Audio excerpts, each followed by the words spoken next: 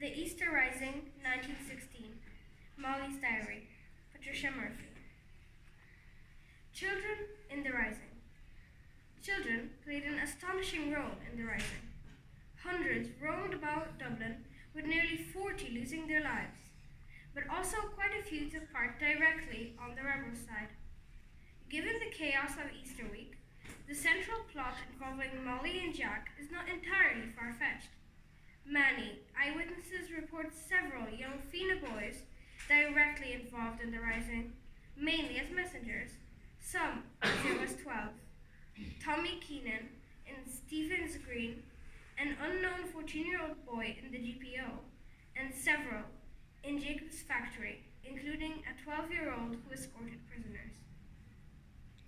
There are many accounts of daring young dispatch riders, and even of a teenage girl escaping from a locked bedroom to work as a courier, Mary McLaughlin, age 15. There are also hordes of children foraging for food, many sent out by their desperate mothers.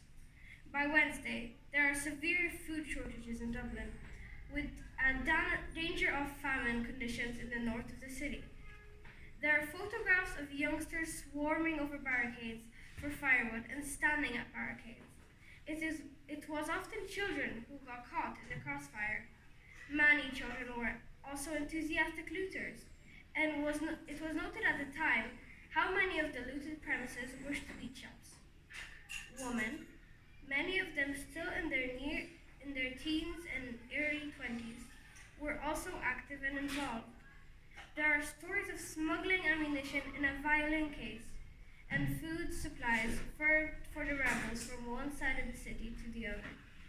As late as Thursday, with fires raging in Saxwell Street, Pierce sent a young woman out to give a message, and Tom Clark dispatched Leslie Price from the GPO to fetch a priest from the Pro-Cathedral.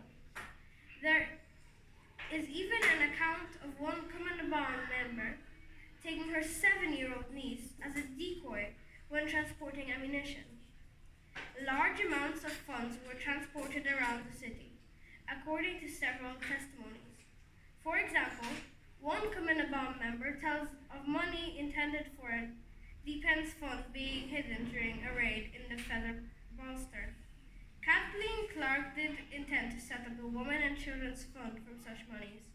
She herself hid a substantial amount of money in the bra of an old lady who was a friend of hers when British soldiers came to arrest her.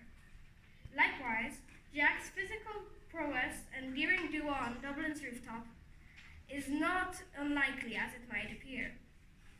The 1916 Rising was James Connolly's plan, a battle fought on the rooftops. Snipers on both sides were posted all over the city. Many of the Irish volunteers and citizen army soldiers and messengers performed extraordinary feats. Jimmy Grace, for example, who escaped from the Battle of Mount Street, leaped out of a window and swam across the canal. The boy commandant, Sean McLaughlin, ran messages all week through enemy fire between the Four Courts and the GPO. There were even 2 cyclists and the Walker brothers, who represented Ireland in the Olympics, working as dispatch riders. 7 young Fina boys were killed during the week, and many of the participants, such as Con Colbert and Sean Houston, had started as Fina Boy Scouts.